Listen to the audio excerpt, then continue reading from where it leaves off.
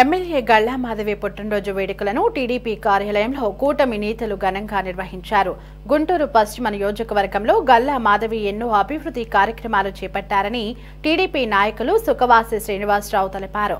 కార్యకర్తలకు ఎల్లప్పుడూ అండగా ఉంటూ ఒక సామాన్య కార్యకర్తగా ప్రతిరోజు స్కూటీపై తిరుగుతూ ప్రజల సమస్యలను తెలుసుకుంటారని చెప్పారు.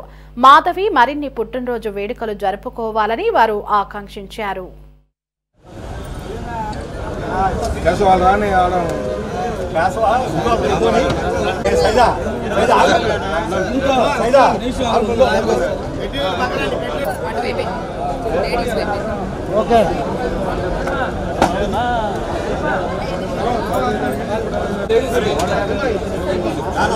గుంటూరు పశ్చిమ నియోజకవర్గంలో గతంలో ఎన్నడూ లేని విధంగా కూడా ఈ రోజున అభివృద్ధి కార్యక్రమాలు, సంక్షేమ కార్యక్రమాలు చాలా స్పీడ్గా జరుగుతూ ఉన్నాయి. మరి గుంటూరు పశ్చిమ నియోజకవర్గాన్ని ఆదర్శవంతమైనటువంటి నియోజకవర్గంగా తీర్చిదిద్దాలనే లక్ష్యంతో ఈ రోజున మా శాసనసభ్యురాలు గారు పనిచేస్తూ ఉన్నారు.